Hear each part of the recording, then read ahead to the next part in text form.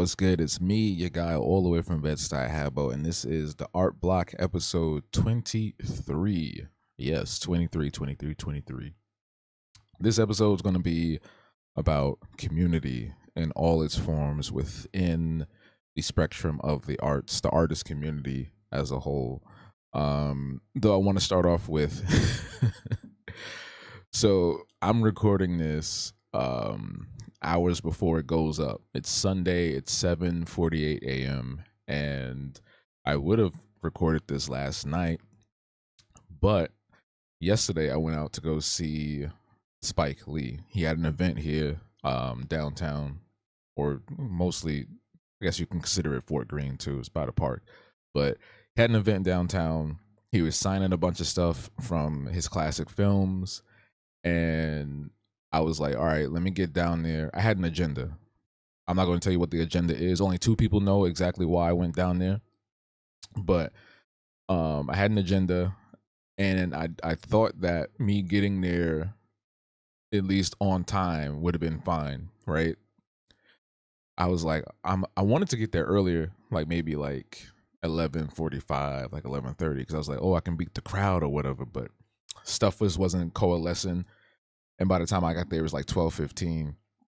And I'm thinking shit is sweet. I'm like, all right, I see him right there. I'm walking down the street. I see him right there.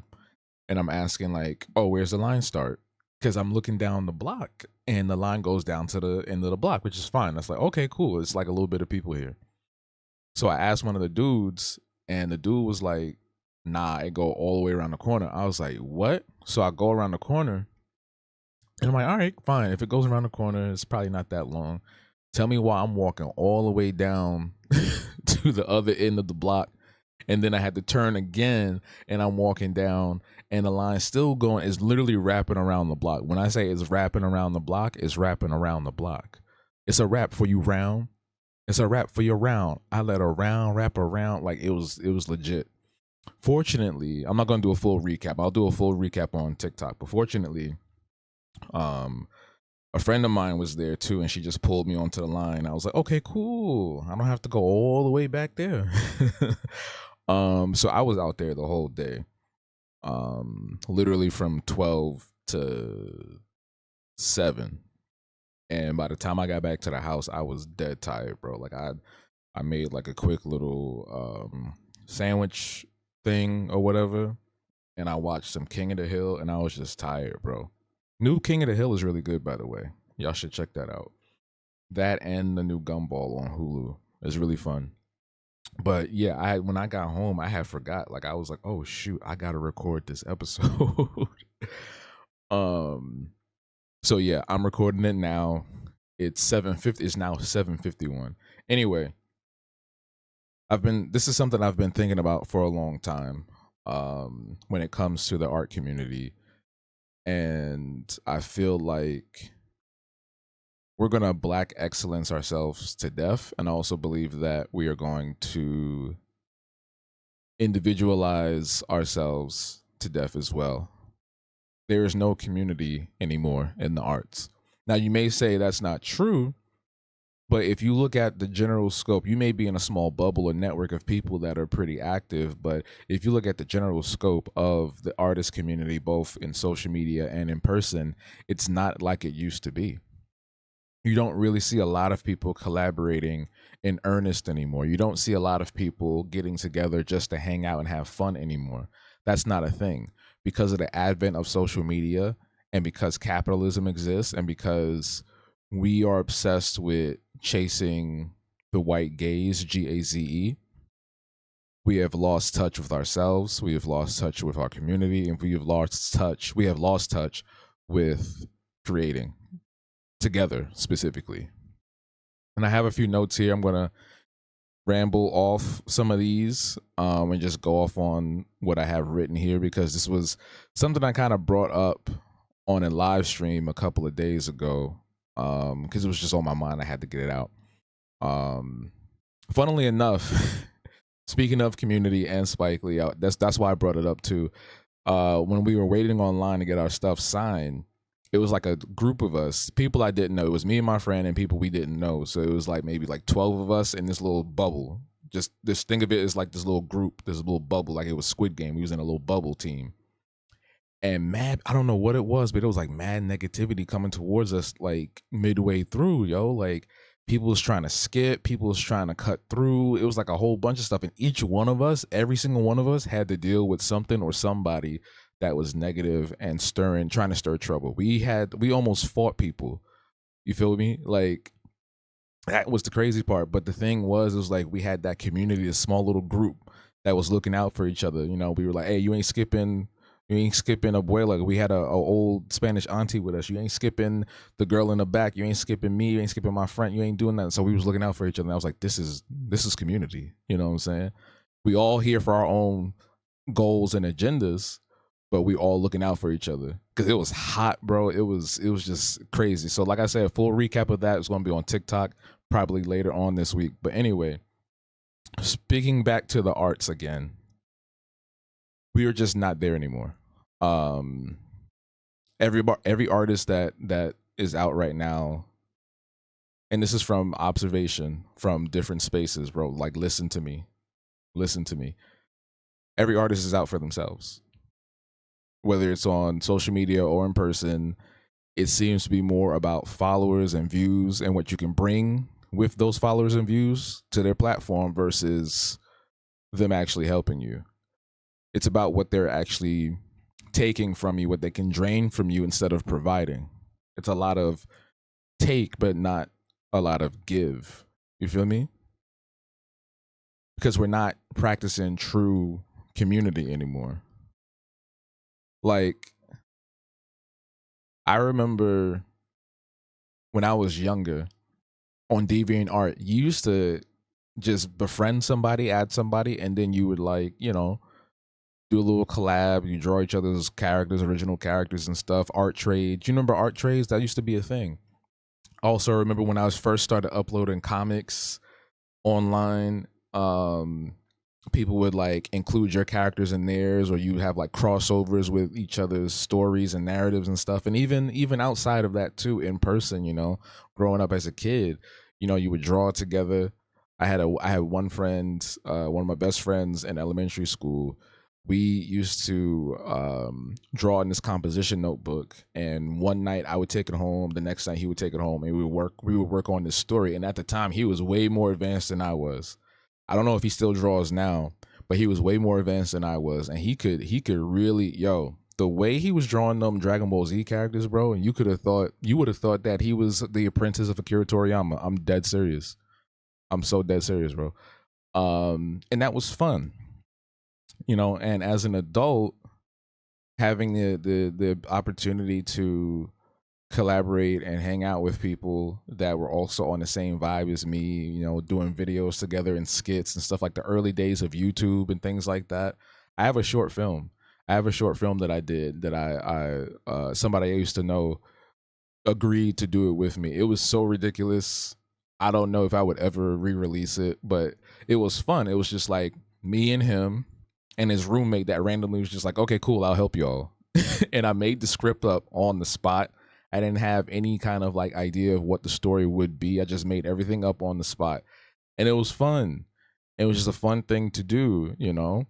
And even fast forward into, you know, mid to late 20s when I'm doing exhibitions and things like that, you know, people were helping me with that and I was helping other people with theirs. You know, looking out for folks in different ways, right? It's like, it's not always about money. It's about what you can provide, what resources you can provide with your skill set, with your body, with your intelligence. You know what I'm saying? It's not always having to be like, oh, let me, you know what I'm saying? Because not everybody got money like that. And that's fine. That's okay. But it comes with what else are you capable of in order to help your fellow artist, your fellow man, your fellow community member. And I feel like with us as Black artists, we've lost touch with that. We've lost touch with being in community with each other, practicing praxis, right? Because it's all thoughts and theories these days. It's not actual praxis. Community is about sharing resources and mutual aid, actually communicating with each other and getting together outside of the social media space. That's what it is. A lot of people seem to think that community is following somebody on Instagram and just having another account on your profile. You know what I'm saying? A lot of people think community is saying that you want to link up and collab, but you never follow up. This is a thing that legitimately happens. I've experienced it firsthand, and I've seen it with other people. You know what I'm saying? Like it's all over the place. And with us, we've been chasing. So the title of this is most likely going to be, we're going to black excellence ourselves to death. And I say that because a lot of what I see most of the time is this black exceptionalism or this elitism within the art space that is simply just emulating what white people are doing. I feel like all we do is try to chase what they have going on instead of creating our own lane. We're not creating our own lane. We're just trying to merge into theirs. We're trying to peg a round shape into a square hole, or a square shape into a round hole. Either way you put it, it doesn't fit. So a lot of what we are chasing, a lot of what we are doing in the contemporary art space, whether it's fine arts, whether it's independent stuff, whether it's web comics, whether it's music, everything that we're doing, it seems to be for the snow bunny money. as I heard on the Don Lemon show recently, Godfrey was on last Friday. The snow bunny money, white people money, which, sometimes that's where it's at, right? Like a lot of people chase that because that's where all the big spending money is from. But I believe that it's also possible to have that sort of financial boon if we were to come together. Remember back in the day, like when you were growing up, you would have your family or your friends or whoever would have rent parties. Like somebody was struggling, and then y'all would come together, have a rent party, and then y'all make up the difference or whatever, and that person can now have rent for the month. We don't do stuff like, whatever happened to that vibe. We used to live in spaces where, like, and I can't speak for every other neighborhood or every other city or state, but I feel like growing up, when you was on the block, everybody looked out for you. Like the old head that used to hang out outside, he always watching out for the kids. You had your neighbors looking out for you. Everybody was looking out for each other on the block, and that essence and that vibe, we need to re-embrace that. I want that to come back. I want that to come back so that we can really succeed, because imagine if we were able to pull together funds for people every month, like once a month, we pull funds together for a person. They need help with an exhibition or funding a project. Imagine what we could do. You know what I'm saying? If we actually did shit for one another, we actually did things for one another instead of just kind of sitting there awkwardly and staring at somebody suffering, or staring at somebody that's in need, or staring at somebody that wants to actually make their dreams come true, and they're passionate and they work hard, and they're not just sitting around waiting for something to fall into their lap. Like, imagine how much further we would be collectively as a black artist community if that was the thing, if that was in place. But that's not where we're at. And that's really unfortunate. I'm going to drink a sip of water real quick, because I felt my voice getting really gravelly. But I do this all in one take, so there's not going to be any editing at all whatsoever. Outside of me, putting in the Patreon ad or whatever, there's no editing in this at all. It's very simple. That's why I was like, oh, let me just get on this morning and record this, because it's such a simple process. I don't have to wait on nobody. This new format is great. It's working great so far. I don't know how y'all feel about it, but let me know how y'all feel about it in the comments. But yeah, so imagine how much further we could get. Imagine how many black artists we can uplift, from the newcomers to the veterans to the young folks to the old folks. It would be a beautiful thing. Praxis, community, practicing community. This means holding doors open for fellow artists that might have been shut in their face or have been shut completely. That means also hosting guests on your podcast or events that aren't just your little friend group. This means sharing opportunities that come across your desk that you may not be fit for, but would work for others. Because a lot of people hoard information. A lot of people sit on information, especially it's like a crab in a barrel mentality. A lot of people will sit on information or be connected to something and they will never help you out. And I speak this from personal experience. Everything I talk about is either from personal experience or what I've observed. I know people who have worked with big companies, who have been artists and storyboard artists and animators and whatnot within these huge companies like Nickelodeon, Cartoon Network, Netflix. And not once has anyone looked out for me in that space. Not that I want to work specifically for any of these networks, but not once has anyone looked out for me in that space where they were also trying to bring me along with them. See, for me, if I'm doing something and I get to a place where I'm sturdy and I'm good, or I'm traveling along that space, I try to bring folks with me that are just as hungry and have the same drive as I do. That's just me. And I feel like if I ask, or if I'm like, there have been times where I've been like really down and out, right? I will take the pride out and I will post. This has been like years in the past where like I was just like flat broke and I was suffering and things were just like really crazy, right? And I will post things online and say, "Hey, I got this going on. If anyone can, contribute, blah blah blah." And I'll even hit up people personally, and all they do, they'll just be like, "Sorry to hear that, man. Keep your head up." And the fact it's not even about the money specifically; it's the effort. It's you trying to find some way to help me. When you say keep your head up, man, sorry to hear that. That just shuts everything down. That connection that we have starts to dwindle because what do you mean keep my head up? Sorry to hear that. You don't have any resource whatsoever. You can't think of nothing you can do with all your fancy connections or your followers or whatever the case may be. And look, I don't even have that many followers. Like on TikTok, I have like 11K, but like that don't really mean nothing. And I don't have a lot of super duper deep connections, but the ones that I do have, like if somebody is looking for something or they need some work or they're looking for a grant, I slide information. I do what I can with what I got, like Mariah Carey said. But a lot of the times, people will just sit there and watch you. They waiting for you. They want to keep you at their level. They want to gatekeep you. They don't want to see you. Ooh, excuse me. They don't want to see you succeed.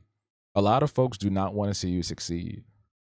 A lot of us just wants. A lot of us want to keep. Let me say it this way: across the board, I feel that Black people in America um, are suffering in many different ways. Understandably so, because there's a lot of oppression that still exists.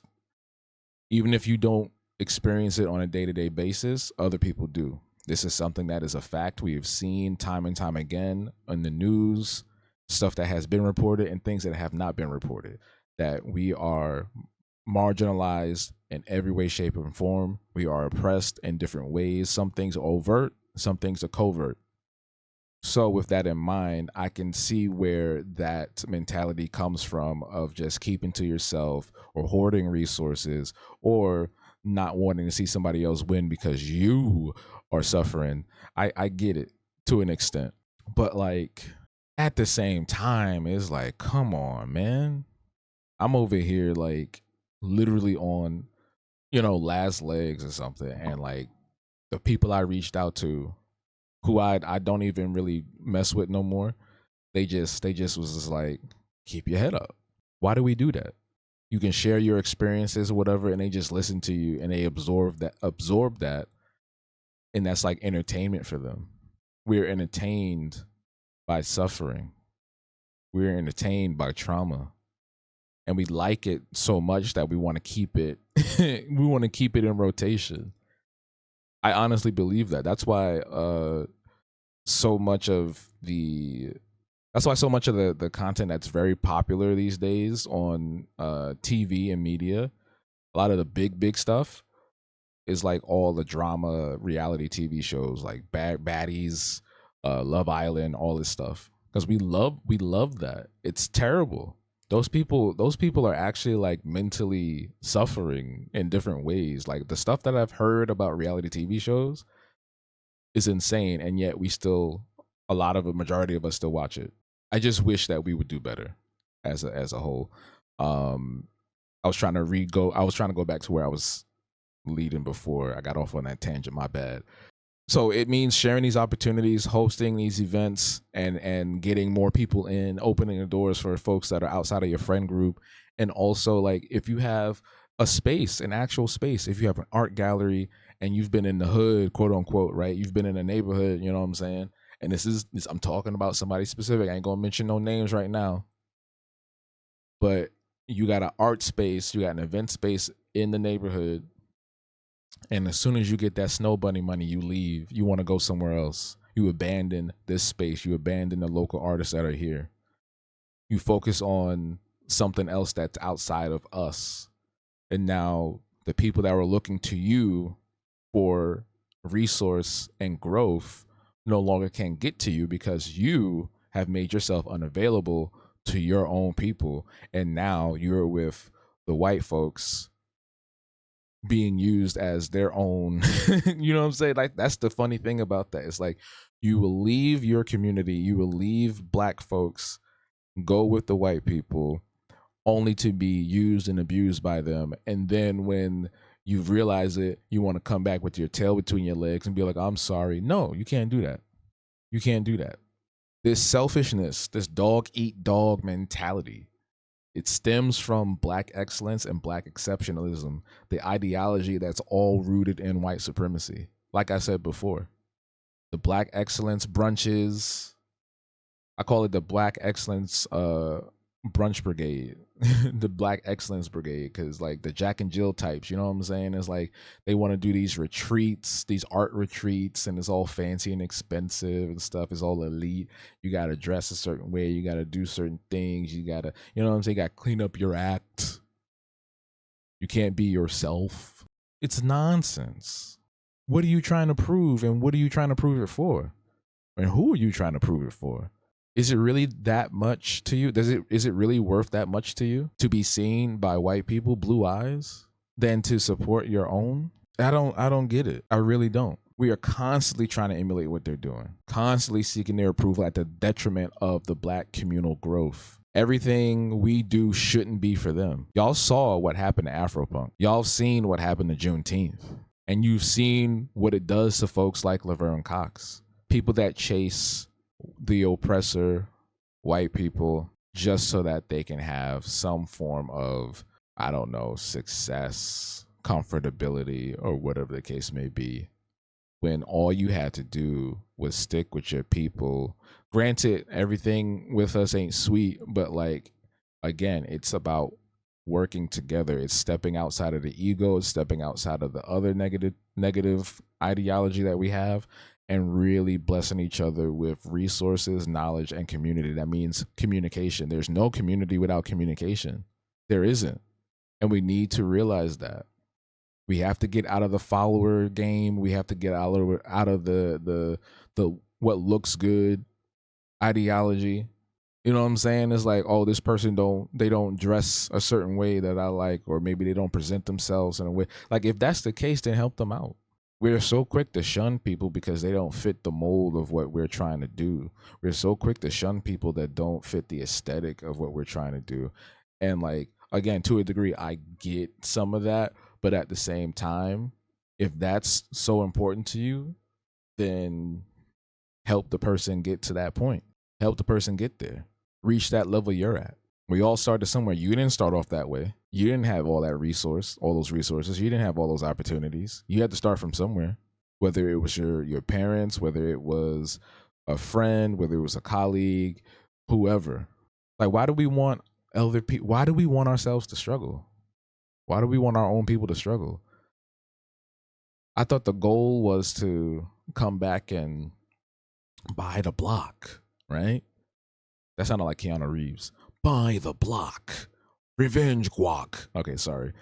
I thought the whole goal was to give back to the community, to buy back the block, to really transform everything so that we don't have to worry about people coming in and tearing our rooms up.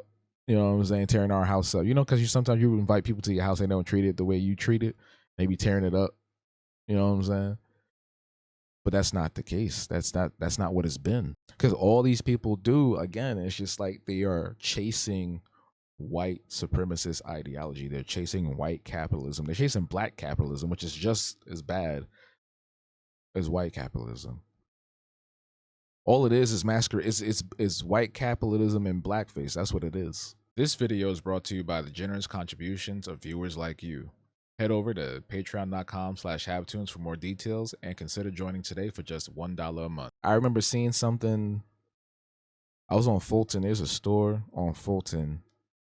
It's right across the street from Nicholas, Brooklyn. I don't know if any of y'all are from here or not, but it's right across the street from Nicholas, Brooklyn. I can't remember the name of the store, but I remember they had a sign on their window that said we need more black billionaires, and we really don't.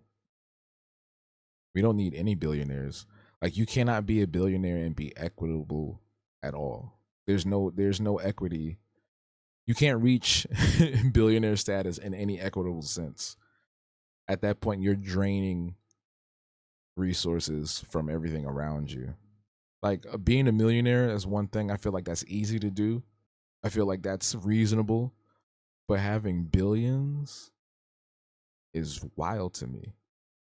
And most of these people that we look, all of these people that we look up to, aren't doing anything that really is putting opportunities and money back into the hands of the people that uplifted them. That's what it is, bro, and it's sad. And that mentality is it starts at the lowest level too. There are people who have that billionaire mentality to act like that, and they only have a few thousand in their bank account. It's really sad. It's upsetting.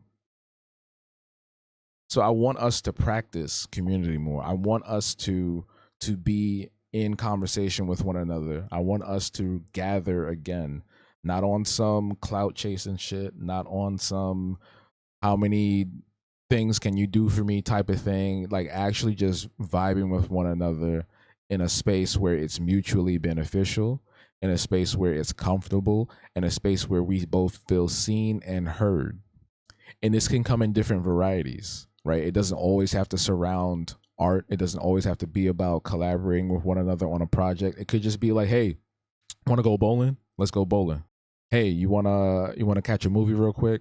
Oh, let's sit in the park and dance or whatever. I don't know, like just things to do with one another to actually learn about each other and dismantle so many of those barriers that we've been putting up against our own folks.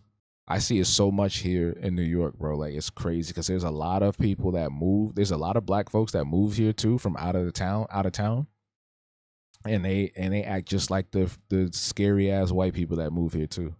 There's a lot of people that grew up here, and they've been warped too in that whole distancing of community. So what I'm asking for people to do is, like, at least maybe every couple of weeks, gather with somebody, be in community with somebody.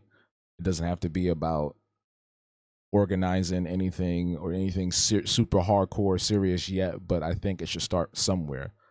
Do a little movie trip. That's why I'm doing the Afro Visionaries. That's why the Afro Visionaries field trip exists, because I want us to be together in spaces where we don't have to have any kind of pressure on us. We're just having a good time at museums. The next one coming up is on the 23rd, by the way. August 23rd, we're going to the Museum of the Moving Image. So all the information for that is in the description of this video. But this is why I want to do these things. It's praxis. Praxis. That means putting things into motion. That means getting together. It's no longer about theories. It's about actual, tangible, actionable items. Because once we start building up that rapport, once we start getting together, once we actually start hanging out down the street, doing the same old things we did last week, then we can get to those points where we can actually start doing some movement. We can actually start having some sort of foothold in our local communities and push back against some of the things that are happening in the art space, push back against some of the atrocities that are happening with gentrification. You get what I'm saying? Because again, the theory of things doesn't do anything for us. It's the actions that change. It's the actions that motivate. It's the actions that move. That's what we have to do.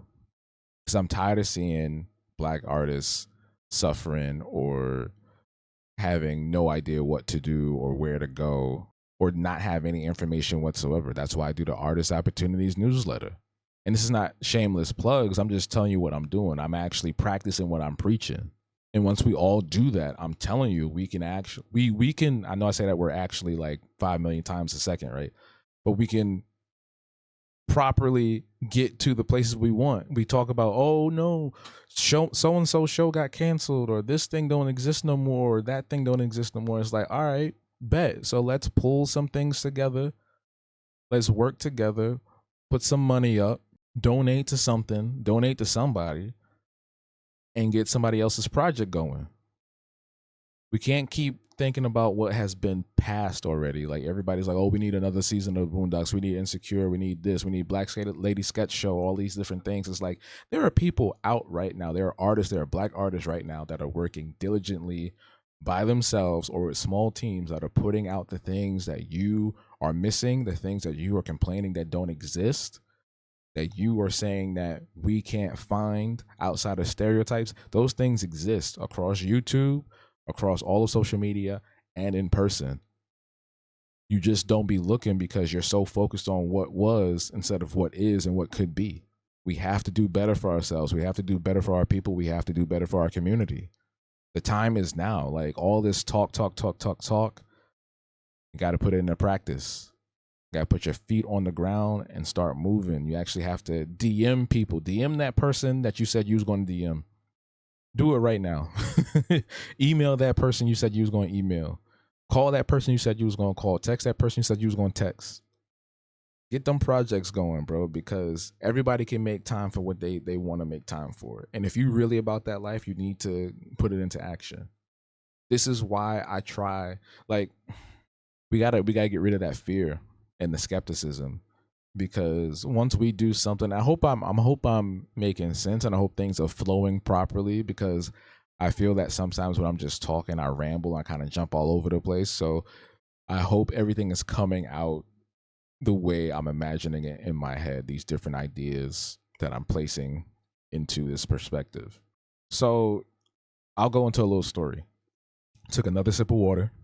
A couple of years ago, I was inspired by the thought of 1990s music artists, where you would see them always working together. They was always in a studio together. They was always in each other's music videos. You see them come out for each other's events and things like that. And I was like, wow, that's something we don't really see as much of anymore. And I was like, what if we did that but with artists? And I was looking up art collectives, because that's a thing that exists. You know, there's so many art collectives out there, or there used to be. I don't know how many exist now. But essentially what an art collective is a group of people, like-minded people who are striving for a particular goal, whether that is to send out create things around a political message, whether it's to help their local community, whether it's to just vibe and create, you know. It could be any number of reasons. And I said, what if I created my own? And I thought of a bunch of people in mind who I was friendly with, who I considered friends at the time. And I was like, yo, we could really do this. 2 times I tried. The first time it was for what I wanted to do was a group exhibition. And I had a space. I was talking to the owner. I already had it mapped out. I was planning a theme and everything. And I hit up a bunch of people. And as soon as I mentioned money, everybody dropped out. As soon as I mentioned we had to pay for it, everybody got disinterested, got cold feet. And I'm like, what? We couldn't try. We couldn't make something shake. We couldn't come together, click all these heads together and come up with an idea to even raise the funds for it. It didn't have to come out of anybody's specific pockets, but we could have figured out something. And I thought that was just, it was a shame, you know. But I said, you know what? That's fine. I'll try again. So I think maybe a few months to a year later, I came up with the idea for creating an art collective here in Bed-Stuy, like specifically for Brooklyn artists. So I hit up all the people that I was fond of or friends with that lived in Brooklyn, and I came up with this idea to start this group where we can actually support one another in different ways, help each other with exhibitions or events or any projects we're working on. Just typical, what I would feel would be typical collective art collective stuff, you know. Eventually leading to us having our own space, you know, like a little loft space or something where people just come and go freely, you know, a real communal thing. And I had this whole thing written out. I don't know if I still have it, but I had this whole statement written out. And I planned a meeting. 3 people showed up. 2 people showed up, sorry. And it was just met with a lot of like unnecessary skepticism instead of, I'm not saying that anybody should embrace anything automatically, but I think the fact that oftentimes in a Black community when somebody's doing something new or different, it's always like apprehension around it instead of just being open to it. And that put me off, you know. There were a lot of questions. I answered most of them that I could. Some things you can't answer because I think some things you just need to experience and be in practice with, right?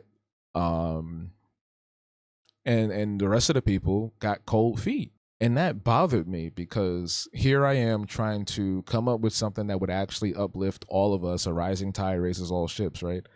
Here I am trying to think of a way for us to really get together and do something with all the complaints we've had, all the struggles we're having financially, all the struggles we're having with growing an audience. If we were all to come together, that would have been a beautiful experience where we could blossom in so many varied ways. And maybe that was just me thinking too optimistically. Maybe I'm just too idealistic. I don't know. But I just felt like that was a great opportunity and everybody just flopped on it. And I've come to realize that a lot of the people I wanted to bring with me on this journey, this path that I'm walking on, do not have the legs for it. A lot of people just want to be where they're at. A lot of people just want to, I don't know, they just want to be where they're at. And you also have to I also had to realize that a lot of people that I was trying to be in community with weren't really rooting for me as I thought they were, or rooting for me as I was rooting for them. You know, I would express my joy about something. I would tell them progress on things that I was working on. And it was, they were so quick to dismiss it or brush it off or even try to derail me. And that's when I had to realize that I can't listen to people or take advice from folks that aren't on the same walking path as I am. We're not in the same lane. We're not walking at the same speed. And that means for you too, for everybody that's listening, because I'm pretty sure 9 out of 10 people that are listening right now have experienced this. A lot of folks want to bring you down to their level. I mentioned this earlier, the crabs in a barrel mentality. They want to gatekeep you. They're miserable and they're not succeeding, so they want you to be right there with them. And it could be the people closest to you. It could be your friend, the person that you think is your best friend. It could be your family member. It could be a colleague that you've really enjoyed for years and years and years, but like they're not really about that life. And it takes a long time to really discern the difference between someone who wants to help you and give you solid advice versus someone who just wants to bring you down and tear you down with nonsense just to put negative thoughts in your head. Because there is a fine line between helpful critique and dismissive, destructive criticism. There is. And I had to really sit and think for a while now, even up until this point. Like I've been really meditating on this and getting into some more spiritual practice, and I'm realizing that there's a lot of negative energy surrounding the folks that I wanted to be in community with. So that's the other side to this coin, right? Because not everybody that you want to be in community with wants to be in community with you, or if they are trying to be in community with you, they're trying to just see what you got going on so they can steal it and you do something on their own or whatever the case may be. It's a lot of stuff going on. There's a lot of things like that happening within our community, within the art community, within the Black art community. So you have to be careful with that. So it's about discerning who's really with you and has that light within them versus who's kind of seething around and has that really toxic green. You ever play The Sims and they get stink and they got that green aura coming from their armpits? That's what some of them folks are. And it's not your job to try to heal them because you can only do but so much, you know? Because we've all had those experiences where we've been around people that complain all the time and they don't have enough followers, they don't have any opportunities, nobody says no yes to them and all this stuff and all the complaints. We've been there, right? We've all experienced that person. And you can give them suggestions, you can give them some help, you can give them some advice or critique or whatever, and they'll never receive it. And because they just want to be there. So you can only help people but so much. So in that sense, that's probably the only time that you do not want to be in community with somebody or force it. You gotta force it. If you gotta force it, then it's not worth it. And it's only going to lead to destruction. It's only going to lead to destruction. So what are we talking about today? Right? We're talking about community. Just doing a quick recap before I continue. We're talking about community. We're talking about how Black excellence can lead to destructive tendencies within that community. We're talking about having discernment on who to bring with you on this journey of being communal. We're talking about praxis and practice of how to be in community with one another, how we can share resources and hold space for one another. And it doesn't necessarily have to be about financial you know, boons or financial opportunities and things like that. It could just be about what you can bring with your skill set or just your presence. Sometimes your presence is just enough too. We're talking about how a lot of us are chasing the white gaze and how many of us are just trying to emulate white supremacy through a Black lens. So I think going forward, for me, I'm really going to take my time and I'm really going to look at the folks around me and who I want to bring in as an actual friend, an actual collaborator, and someone that I would love to be around outside of just creating art. I think for me, my problem was always rushing into something or trying to finish something really fast. And that didn't allow me to really see who that person was, see who the group was, or what the group was going to be. Because was stuck in this idea of, okay, we're going to do X, Y, and Z, and not realizing they're not moving their feet. So I believe that's something that we should all practice is just slow down. We need to slow down a little bit and examine our environment, examine the people around us before we make those moves and be thoughtful and intentional about what that is, because we can't bring everybody with us. We can't help everybody. So moving in intention will make this a lot easier. And also knowing exactly what you want to do will be helpful as well. You don't want to just go up to somebody and be like, hey, I want to work with you, but I don't know exactly what I want to do. Come with an idea. Come with some sort of concept. So that way there's there are ways you can bounce ideas off each other in case that's not the particular thing that person is interested in, or that's something that may not coalesce with the two of you, or how many a number of you there are. And that way y'all can come up with some mutual idea to really move forward. But community, we have to start it. We have to start somewhere. So, like I said earlier, it's about reaching out to people and hanging out. It's about just being present. It doesn't have to be some big grandiose thing all the time.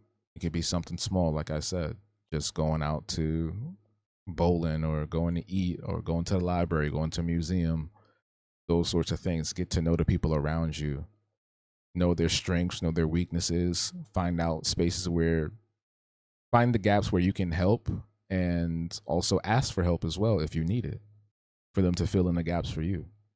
This is a time in our world, in our country, where community and being with others is going to be critical and most important. I think that we are at our best when we are with each other. I think we are at our best when we have strength in numbers. I think we are at our best when we have someone to lean on, when we have that safety net, when we have people with us that believe in what we want to do and we believe in them, and we can strive for a lot of the goals that we as a collective want to accomplish. Because I don't complain, I just act. If something is really bothering me, I want to try to find a way to fix it, or find other people that can work with it as well. Maybe I don't have the capability to produce a full animated series, but maybe if I look hard enough, I can find someone that wants to. I find a writer, and I find the artist, the animator, and then boom, we have another Boondocks, right? We always complaining about, oh, we don't have this, we don't have that. I mentioned this earlier. I think it's up to us to look outside of but it's hard sometimes, it really is, but look outside of that bubble. Look outside of what we're used to, outside of our comfort zone. And I believe we can find those things we're looking for. I really do. Your neighbor, the person you follow, whoever else, they may be that person that can do it. I think once a week we should put some money towards somebody that is striving to do good for the Black community, for Black artists. If someone has a gallery space, if someone is putting on a event, if someone is working on an animated project, or they're putting together a book, or they have music coming out, sign up to their Patreon, buy something off their Bandcamp, send them a Cash App, a Venmo, coffee, something. KOFI, not coffee the drink, but KOFI the site. But I think once a week we should do that, or at least share what they have going on. Because you never know, you might share something to your network and somebody else might be able to throw money their way, or put them in a space where they can actually make some progress. That's what I wish would have happened to me when I was struggling a couple of years ago, and I was reaching out to individuals and they just said, I'm sorry that's happening to you. I wish that were a thing. I wish that was something that was more commonly occurring within our community, within our spaces. And I want to make sure that changes. I'm always going to try to pay it forward. I'm always going to try to look out for the folks around me. And anybody that's Black, honestly, that's working to do better, that's working to put things out, because that's what matters, right? I just commissioned somebody for a project very recently. Y'all should check him out. His name is Blake. He's on TikTok. I'll put his info in the description below. But he's a 3D modeler. He's a multidisciplinary artist, as a matter of fact, because I've seen him do some woodwork. I think excuse me. I think he does woodwork. He's a painter, and he does 3D sculpting as well, and animation.